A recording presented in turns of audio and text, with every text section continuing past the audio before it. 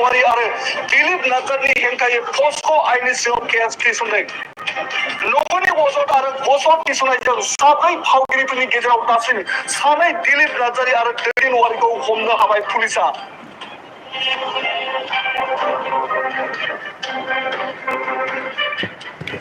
Welcome back.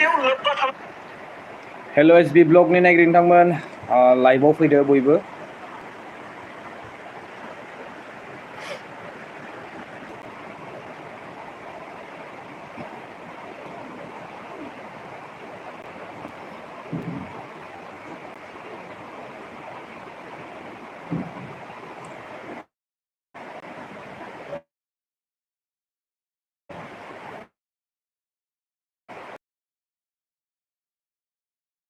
फसंथाया गुबुन जायगायाव आनजायनानै दं। बबेखानि बिसोर सानै फावगिरिनि उन उन पुलिसा दासान्दि होसोगासिनो।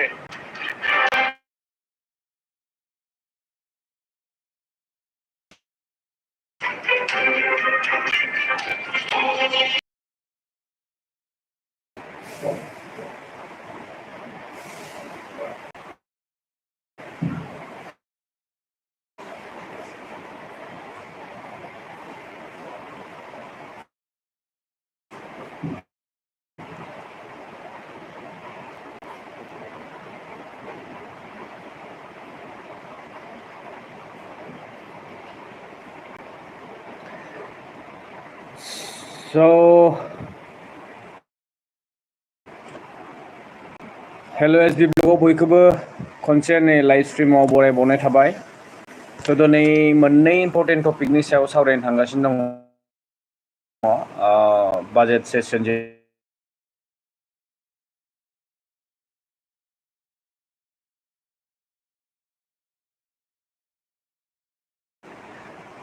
2024 आरो 25 नि आरो लोगोसेनो अनिल मोननि केसनि बागै मोनसे लेटेस्ट आपडेट फैदों। हयथ' गोबाङानो नुबाय। दैदेन वारि बिथां सासे शर्ट मुभि बानायग्रा कमेडियान। स' बिथांखौहाय पक्स' केसनि आन्दारावहाय आरेस्ट खालामनाय जादों होननानै खौरां मोननो हादों। दा पक्स'आ मा नैबेखौबो जोङो रायलायलांगोन, सावरायलांगोन भिडिअनि गेजेराव। आरो लोगोसेनो प्लिज कमेन्ट्स खालामना हरग्रो, साउन्डआ अडिबोल नंगौना नङा, क्लियार जादोंना जायाखै। माने अखाबो हादों आरो आङो माइकबो इउज खालामाखै। स' दैदेन वारि बिथांखौहाय एरेस्ट खालामदों आरो बावैसो सिगां दिलीप नार्जारि बिथांखौबो मोननो हादोंमोन। स' आरोबाव सुंद' सावथुननि हिर' दैदेन वारिखौ पुलिसा हमबाय। स' बै फुराना केसावनो जिहेतु अनिल बिथांनि बर्थमान बिथांखौहाय मोननो हायाखै आरो लोगोसेनो सुबर्न बसुमतारी बिथां। स' नैबे सानैया दंथ'यो दा एक्चुवेलि रियेलिटिया मा आरो पक्स' आयेना मा नैबेखौ गासैखौबो दिनै सावरायगोन। पक्स' एक्टआ मा बेखौ गासैखौबो सावरायगोन। आरो लोगोसेनो दिनै बाजेट सेसनावहाय मा इम्पर्टेन्ट डिसकासन जाखो, स' नैबेफोरखौ सावरायगोन। आं बिनि सिगां बाजेट सेसननि मोनसे इम्पर्टेन्ट भिडिअ नोंथांमोन आङो होनो आखायाव लादों। बिथाङा मा बुङो, बर' रावखौ बिथाङा मानो बाहायदियादों। মার্টিয়ারলিস্ট আৰু আমাৰ বিএনটি মুভমেণ্টৰ মার্টিয়ারলিস্ট এইটো আমি আহি পেলাই গভৰ্ণমেণ্টত এটা লিষ্ট পাইছোঁ। এনডিপি মুভমেণ্টৰ যিটো মার্টিয়ারলিস্ট এইটো সময় লাগিছে আৰু আমি এনডিপি शेयर खालामहर, जाय जाय लाइभआव फैदों प्लिज शेयर खालामहर। কিছু ইয়াৰ কাৰণে माने बयबो जमा थायोबा साबसिन जायो চৰকাৰ डिसकासन खालाम। লিষ্ট দিছিলে। এইটো খুব ভেৰিফাই কৰোঁতে মানে পুলিচ ভেৰিফিকেশ্যন ৰিপৰ্ট। स' बिथाङा मा बुंदों जे एनडिपिनि जितु मोनब्रै फेक्सन्स दङ, बेवहाय गोबां गुलाय गुजाय जादों जाहैदों। आरो बेनिफ्राय जि लिस्ट मोनदों बिथांमोना बे लिस्टखौहाय बासिनायाव कमप्लिकेटेड जादों होननानैबो फोरमायदों। दा एक्स एनडिएफबि दैदेनगिरि साथामानो दंहैयो। दा साथामाव बिथांमोना माबोरैहाय भेरिफाइ खालामनो हादिया सोर रियेल सोर आनरियेल बेखौहाय बिथांमोना गोख्रों नोजोर होनांगौमोन आरो जि एक्सग्रेसिया मोननो गोनां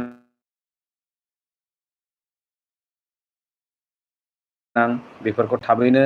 बयबो बर' रावजों रायदों एसेमब्लियावहाय, नाथाय बिथाङासो मानो एसामिसखौ फार्स्ट प्रायरिटि होनानै सावरायखो दायो बेनि सायावबो नोंथांमोना कमेन्ट्स खालामना फोरमायहरदो। फारसेथिं देरहासात बसुमतारी बिथाङा आरएनबि सिभिल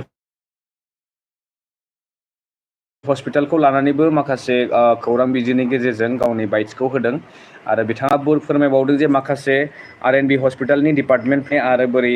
एडमिनिस्ट्रेटिभनि मावनायफोरा माने गोरोबलायि खोथाखौ बिथाङा फोरमायदों। दा बे माबोरै जाथावना? सरकारा जिथु गावसोरनो जनानै दङ, नाथाय गावसोरनि गेजेरावनो अफिसियेलि अर्डार फैयो मोनसे आरो बिथांमोना सेसनाव रायलायो आलादा बाथ्रा बेफोरबायदि खोथा बिथाङा फोरमायदों। आं नोंथांमोननो बेखौबो ससे दिन्थिनि। এনেকুৱা বহুত ডিপাৰ্টমেণ্ট আছে যিটো ৰেভিনিউ এক্সপেণ্ডিচাৰটো বেছি দেখুওৱা হৈছে আৰু কেপিটেল এক্সপেণ্ডিচাৰ মানে প্ৰভিশ্যনটো কম ৰাখিছে। ইয়াৰ ওপৰত আমি ৰাখিম। আৰু এটা মানে হাস্যকৰ কথা যে আৰএনবি তেওঁলোকে আজিৰ পবিত্ৰ সদনতো কৈছে, কিন্তু ইতিমধ্যে জইণ্ট ডিৰেক্টৰ আৰু আমাৰ superintendent of RNB civil hospital ইতিমধ্যে শিফটিঙৰ অৰ্ডাৰ দি পেলাই 6টা মানে ডিপাৰ্টমেণ্ট ইতিমধ্যে শিফটিং কৰিলে আৰু বাকী থকা যিটো ডিপাৰ্টমেণ্ট এইটো গ্ৰেজুৱেলি শিফটিং হ'ব বুলি ইতিমধ্যে অৰ্ডাৰত লিখা আছে। स' 6টা डिपार्टमेन्टआ अलरेडि शिफ्ट जाबाय, दा आरो बाखि आरो शिफ्ट जानो दंबावोसो जाहैदों। स' बे माबायदि जागोन एक्चुअली? এইটো তেওঁলোকৰ বক্তব্য আৰু যিটো মানে চৰকাৰী কাম সেইটোত মানে মিল নাই দেখা গৈছে। এইটো আমি অহাকালি তীব্ৰ বিৰোধিতা কৰিম আৰু আজিৰ আপোনালোকৰ জৰিয়তে আমি সেইটোৱে তেওঁলোকক কৈছো যে আপোনালোকে খালি মুখত কিয় কয়, কামতো যিকোনো মুখত কৈছে সেইটোকে मुखद माने खुगाजोंल' मानो बुङो, मानो मावनानै दिन्थिया, बेबायदि जाहैदों। दा सावरायनाय रायलायनायावहाय बिथांमोना खुगाजों थिगैनो बुङो, नाथाय मावनायावहाय ओरैहाय प्रेक्टिकेलि माने खामानिया आलदा उल्था जानानै फैयो। थिग बिदिनो दिनै सेसन जाफुबाय थानाय समावनो सेक्रेटारियेटनि लांगोनायावहाय प्रमिला ब्रह्म बायदेवाहाय धरना होनायखौबो नुनो मोनो आरो बिथाङा मा होननाय बेखौबो जोङो नायलांगोन भिडिअनि गेजेरावहाय। नै देरहासात बसुमतारी सार बुंनायनि बाथ्राखौ जोङो गासिबो खोनासंजोबना लानि। কৰিলে ভাল হয়। আপোনালোকে আৰএনবি চিভিল ব্যৱস্থা যেনেকে আছে সেনেকে থাকিব বুলি কৈছে, কিন্তু আপোনালোকে আজিৰ দিনত মানে শিফটিং কৰি আছে আৰু already RNB civil hospital is amalgamated with the civil medical college and hospital, তাৰ লগত অলৰেডি এমালগেটেড হৈ গৈছে। ইয়াৰ যিটো ষ্টেটাছটো যেনেকে ৰাইজক সেৱা কৰিছিলে, যেনেকে আমাৰ ডক্টৰ আমাৰ ষ্টাফবিলাক আছিলে, নাৰ্ছবিলাক আছিলে, মেডিকেল ষ্টাফবিলাক যেনেকে আছিলে সেনেকে ৰাখক। মানে মেডিকেল কলেজ ছেকেণ্ড বেচ এডমিশ্যন এপ্ৰুভেল হৈছে, এতিয়া বোলে তেওঁলোকৰ বোলে পেচেণ্ট দেখুৱাব লাগে। गायसनजेननायावनो जोंना ओरैबायदि बेले बेजे खोनानो मोन्दों GMCH माने गुवाहाटि मेडिकेलनो थांनाय मानगोनां CM एनरलमेन्ट खालामफुबाय थानायावनो नैबेफोरबायदि बेले बेजे माने मा जोंखौ ओरैबायदि नेग्लेक्ट खालामो स्टेटआ, माने काउन्सिलनि फारसे मोजां जाजानायखौ लुबैया। बिथाङा सानदों माने काउन्सिला मोजां जायोब्ला स्टेटनि नाम जानाय नङा, बेफोरबायदि ना मा बाथ्रा दंबावो बेवहाय। दा नोंथांमोना कमेन्ट्स खालामना फोरमायहरदो आरो प्रमिला बायदेवनि जि प्रटेस्ट खालामनाय बिथाङा मा बाइट लांखो बेखौबो जोङो दान्दिसे सम नायना लानि। बड'फा उपेन्द्र Upendranath Brahmani आन्दलन जुरिनायनि जाउनाव जोङो जे ओनसोलखौ बड'लेण्ड हिसाबै लुबैदोंमोन आरो बे बड'लेण्डआ माबायदि जानांगौ जोंनो मा अनुस्थान नांगौ बेफोरनि चार्टार अफ डिमान्ड जोंहा दंखायोमोन आरो बे हिसाबैनो बिथाङा थैना थांखांनायनि उनाव प्रेम सिंह ब्रह्म आरो हाग्रामा महिलारि बिथांमोना आन्दलन खालामनायनि जाउनाव जोंहा 2003 सनाव 10 फेब्रुवारियाव जोङो माने बिटिसि खौ मोननो हादों बड'लेण्ड टेरिटरियेल काउन्सिलखौ जों मोननो हादों आरो बेनि उनावनो हाग्राखौ लुबाय बिल्डिंखौ लुबाय खिन्थु इनफ्रास्ट्राक्चारखौथ' सृष्टि खालामनांगौ आसबाब माने मेसिन टेसिन लाइ लथरफोरखौ बायनानै हरनांगौ आरो बेखौ सालायनो थाखाय डाक्टारि खालामनो थाखायफोरखौ यां जेनेरेसनखौ डाक्टार बानायनो थाखाय एक्सपार्टफोर नांगौ बे एक्सपार्टफोरखौ एपइन्टमेन्ट हरालासिनो बे लोबोरबोर मोनसे अनुस्थान खालामनो थाखाय जोंनि बे आर.एन.बि सिभिल हस्पिटाल बेखौ लानानै थांनानै माने बिराद पेसेन्ट जादों बिराद डाक्टारफ्रा मोजां मावदों होननानै देखायनानै काउन्सिलनि रिकगनिसनखौ लाखिनो सेस्था खालामदों खिन्थु जाया थांब्लाबो जोंनि पेसेन्टफ्रा थाङो थांनाया बेसरगावनि जोंनि क'क्राझार मेडिकेल कलेज हस्पिटालाव थाङो थांनानै खिन्थु गोसोआ माने बायनानै फैफिननानै सोरबा बेंगलाव थाङो सोरबाबा एकदम बरपेटाव थाङो सोरबाबा प्राइभेट चेम्बारावसो थांनानै सिकित्साखौ लाफिननांगौ जायो दिनै बेबायदि अबस्था बिसिनि बे अबस्थाखौ नुनानैसो मेडिकेल काउन्सिला जोंनि बे मेडिकेल कलेजनि रिकगनिसनखौ रिकगनाइज खालामनो नागिरदों दा नङा बे भावनासो जे बेखौ लाङाबालायनो मेडिकेल कलेज मा सोरखौ मा फोरोंनो नागिरदों मा नाय जोबोद मोजां खौरां मोनसे होबाय प्रमिला रानी बायद'आ प्रमिला रानी ब्रह्म बायद'आ स' गोरिब न'खर गोरिब थाखोफोरनि थाखाय जोबोद हालाय हाफाय जानो गोनां जायो जेब्ला बेफोरबायदि बेमार आजार जायो दा डिपार्टमेन्टफोरखौ सोलाय सोल' खालामोब्ला आर.एन.बि हस्पिटाला जिहेतु सिभिल हस्पिटाल हिसाबैनो थागोन होननानै बुंदों नाथाय बेवहाय नोंनो गोनां जिहेतु डिपार्टमेन्टफोरखौ जुदि बेनिफ्राय बोखारनानै लाङोबा बेवहाय सासे पेसेन्टआ थाङोबा बेयाव बायदिसिना टेस्ट खालामनो गोनां जायो अब्ला बिथाङा बेमार सोनायजानो ना बे हस्पिटालनिफ्राय बै हस्पिटाल खारथिंबाय थानो रिपर्टनि थाखाय स' नैफोरबायदि बेले बेजेया जागोन बेनिखायनो जि जायगायाव सिकित्सा लानो थाङो बे दाबसे जायगायावनो जुदि गासिबो डिपार्टमेन्टफोरा मोजाङै थाजोबोब्ला बेयो पेसेन्टफोरनि थाखायबो मोजां आरो समबो बासियो जिहेतु बेमारा नोंना समखौ नेनानै थाया हरखाबै मा जायो मा जाया बेखौ एख' हमदांना मोना दा दैदेन औवारि बिथांमोननि केसा मा जाखो बेनि बागै सावरायनोसै आरो पक्स' आयेना मा बावैसो सिगां सानब्रै सानबासो सिगां एक्स सि एम सासे बिएस येदियुराप्पा नन भेलेबल एरेस्ट वारेन्ट मोनदों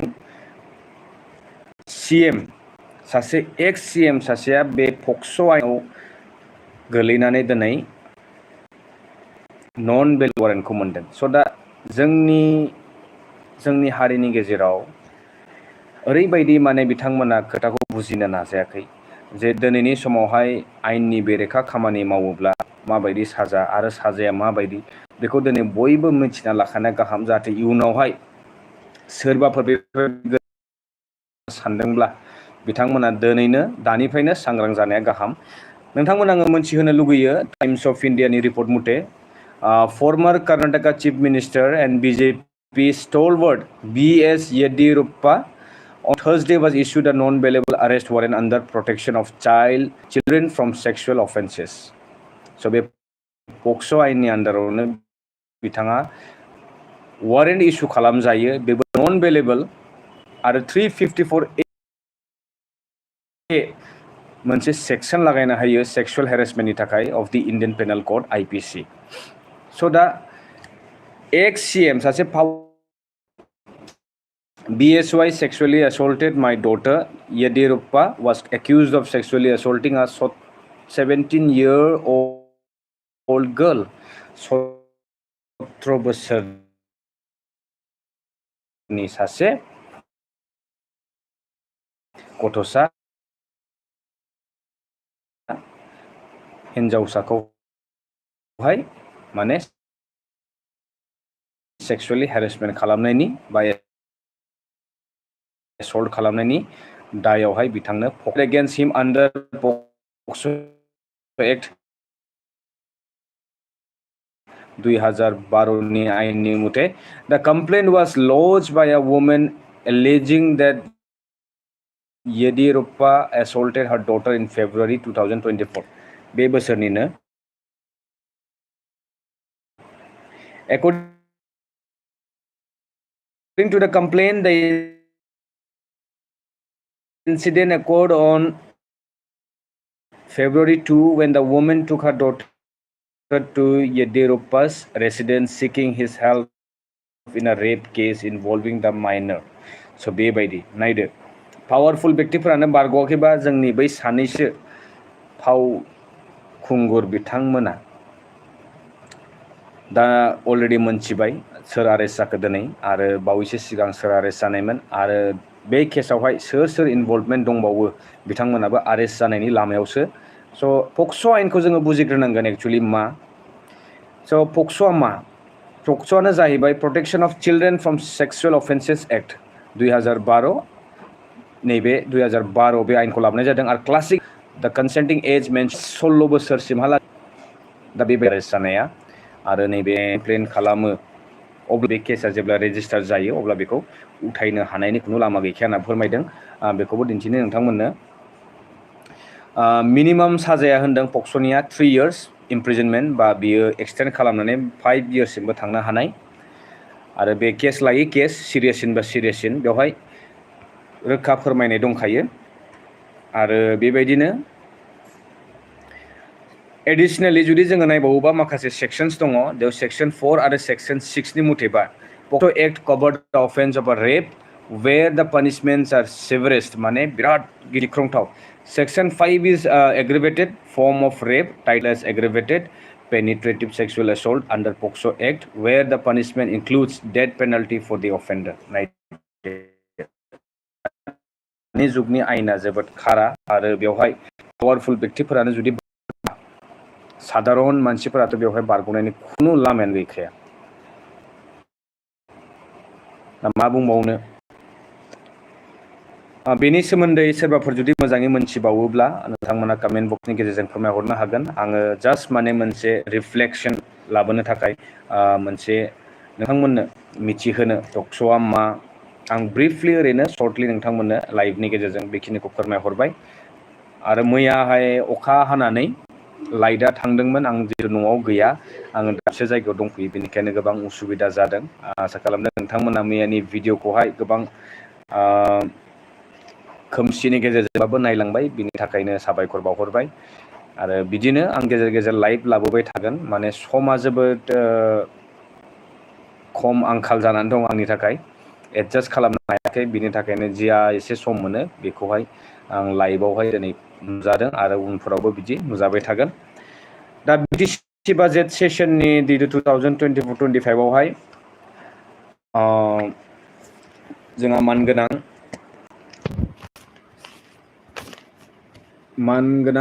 जोंहा पानिराम ब्रह्म बिथाङा जोबोद मोनसे मोजां कुइसन रेज खालामदों बिथाङा सोंथि खालामदों जे बर'नि हाखौहाय जितु बिटिसि 6 शिड्युल एरियानि बर'फोरनि हा बेयो गुबुननि नामावहाय ट्रान्सफार जानायखौ बिथाङा फोरमायदों आरो माबोरै जाथावना बेखौ फोरमायदों आरो हानि जितु नामजारि खालामनाय प्रसेसआवहाय गोबां डिले जानाय बायदिसिना जेंना नुजाथिनायखौबो जोंहा फ्रेस मुसाहारि बिथाङा फोरमायदों स' बेफोरबायदि हानि आयेना बोरैहाय सोलिगासिनो दङ जामारदोंना जामाराखै जितु हानि मेला बायदिसिना खुंनायखौबो जोङो नुदोंमोन गेजेर गेजेर स' बेनि सोमोन्दै पानिराम ब्रह्म बिथाङा मा बुंनाय आं बेखौ ससे नोंथांमोननो दिन्थिना लानो आखायाव लादों आरो लोगोसेनो बेनि फिननायखौहाय जोङो मानगोनां रन्जित बसुमतारी बिथाङा बोरैहाय होखो आरो मा होलांखो बेखौ जोङो ससे नायना लानि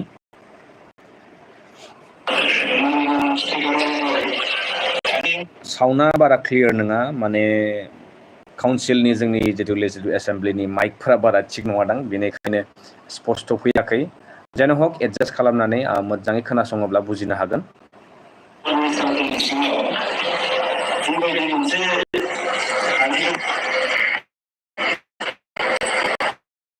अफिसाव थाङोब्ला माखासे माखासे साख्रि फिसाफोरनि थ्रुयै ट्रेन्सफार जायाखै आरो जायनि बेलायाव अफिस दिहुननाय हा ट्रान्सफार खालामनायावहाय जेंना नुजायाखै नङा नुजामारदों मोनफ्रोमबो सार्कोलावनो जोंनि सार्कोलावबो गोबां बेफोरबायदि जेंना जादों माने किसुमाना ओरैनो माने मानसि लायै मानसि बिथांमोना मावनानै हरनायखौबो नुनो मोनदों आरो जेरावहाय जोंनि बिथांमोना मोनसे सार्थ खालामनायखौ नुनो मोनदों थ' बिदि जानाङामोन जोबोद दुखुनांथाव जादों बिथाङा मा फोरमायबावदों बेखौ जोङो नायलांबावनि माखासे प्रसेसफोरा जेराव फैदोंमोन बेखौ मोजां बायनानै गोबां सोलायबाय बायखांनायनि उनाव गोबां ट्रेन्सफार जायासै बेबायदि मा प्रसेस लादों बेखौ आं मावजोबनो मोनबाय जोंनि रन्जित सारा बेवहाय जोंहा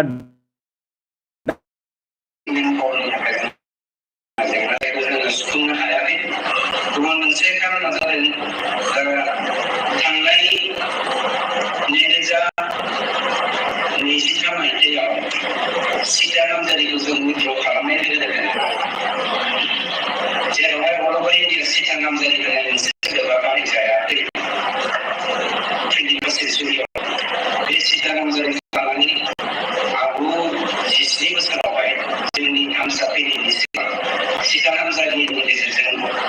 गोबां हाया बेवहाय ट्रेन्सफार जादों मानोना आं बेखौनो दिनै नेक्स्ट कुइसनावहाय खोनासंदो रायजोफोर बिथाङा सिमान जादों जे गोबां हानि जिथु खामानि मावनाय सार्कोल अफिसफोराव गोबां सार्कोल अफिसफ्रावनो सुफुंजोबनो हायाखै बा बिथांमोना बेखौ मावफुंजोबनो हायाखै होननानै गाव बिथाङा दिनै सिमान जादों नाथाय बिथांमोना सम सम मेडियानि बाइटनि गेजेरजोंहाय गासिबो खामानिया क्लियार जाजोब्बाय जागासिनो दङ होननानै बिथांमोना बुङो स' बे नोंथांमोना दिनै बेखौ गोसोआव लाखि आरो बे खोथाखौहाय खनले खनले रायखांबाय था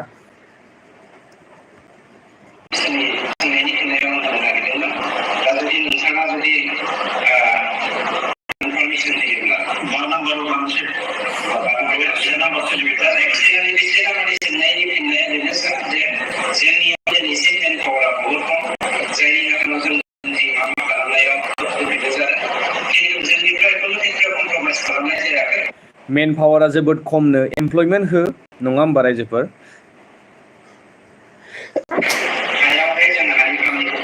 गगा मोनदों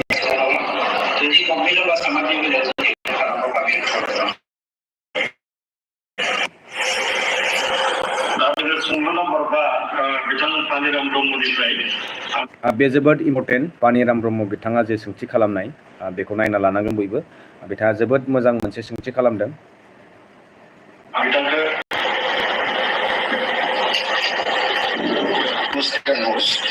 सोंनायनि मेसेन्सआ कुइसननि सानखौ मोनबाय बेवहाय साप्लिमेन्टारि हिसाबैसो आं बेवहाय साप्लिमेन्टारि नागिरदों आं सोंदोंमोन बे जोंनि सिक्सटिजों बिटिसि बे बिटिसि सिक्सटिनि सिङाव थानानै जों ट्राइबेलफोरनि हाखौ माने गुबुनफ्रा बायनायनि जेनाखि बेनि फिगारखौ होनाय दा बेवहाय आं मोनसे खोथाखौसो एसे सोंदेरबावनो नागिरदों जे जोंनि सिक्स सिडुल एरिया बे सिक्स सिडुल एरियायाव आं माने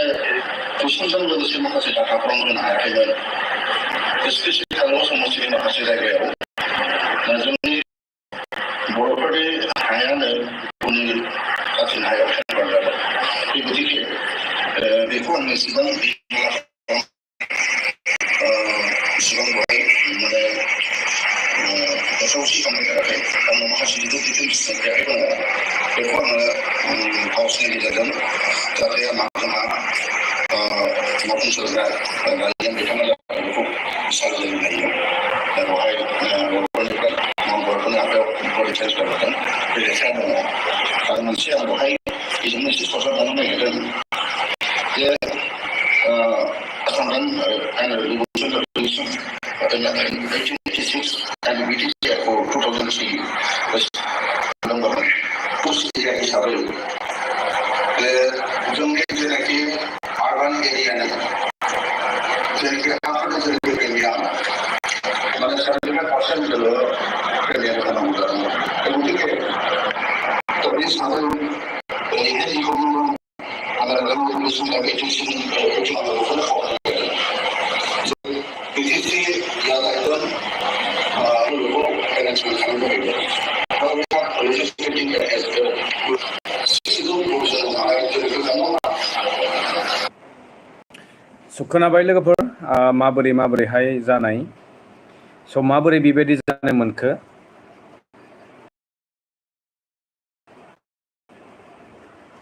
स' हा ट्रान्सफार बर'नि हाया गुबुननि नामावहाय ट्रान्सफार जानाय स' नैबेफोरो एक्चुअलिहाय बोरै राजाफोरनि अभाब अभियोगखौ बिथांमोना बेबायदि एसेम्बलिफोरावहाय दैखांनांगौ आरो रुलिं गभर्नमेन्टखौहाय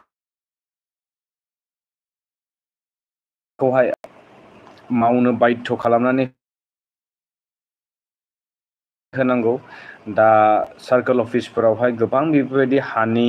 बायदिसिना बेफोर एबसेन्सनि जाथाया जेब्ला बायदि माने खामानिफोरा जायोब्ला पार्कफोरनि अना जुदि बेहाय थाबैनो जानांगौ दा बिथांमोन एमप्लयि जुदि अभाब दङब्ला रिक्रुटमेन्टखौ हो BTC आवहाय मानो रिक्रुटमेन्टआ जाथाराखै दा जों बयबो लुबैयो जे रिक्रुटमेन्टआ थाबैनो जानांगौ BTCनि मानसिफोराहाय गोबाव समनिफ्राय नेनानै दङ आरो बेलाफारसेथिं दा बै दैदेन औवारि अनिल बसुमतारी बिथांमोननि अनिल नार्जारी दिलीप नार्जारी बिथांमोननि केस जिहेतु दङ बे मा जागोन एक्चुअलि नैबेफोरखौ जों थाबैनो थाल्ला जाखायोब्ला साबसिन जागौमोन ना होमबा सानफ्रामबो स्क्रल खालामबानो माने एरेस्ट जानाय माबा माबि नै सासे एरेस्ट जालायबाय नै ओरै बुंलायबाय मोनबाय थायो उसुबिदाबो मोनो माखासे खोथाफोरखौ रायलायनो सावरायनो दा जियानो हक दिनै बाजेट सेसनावहाय जोबोद मोजां मोनसे सेसन जालांबाय होननांगोन अपोजिसन बा रुलिं बिथांमोना जहैनो मोजाङै डिबेट जालायनांगौ सोंथि सोंलु खालामलायनांगौ अब्लासो जोंबो गोजोननाय मोनो स' बिदिब्ला रायजो नोंथांमोन दिनैनि भिडिअ'आ नैबेसेनोसै दिनैनि लाइभ स्ट्रिमावहाय फैनायनि थाखाय रोजा रोजा साबायखर नोंथांमोनखौहाय कमेन्ट बक्सआवहाय प्लिज कमेन्ट खालामना हर आङो थाबैनो माखासे टपिकनि सायाव आरो सावरायबावगोन आं नोंथांमोन आपडेट होगोन कमिउनिटि पस्टआवहाय भिडिअ लोगो मोनसिगोन नोंथांमोनजों नेक्स्ट भिडिअ टिल देन स्टे टिउन बाय बाय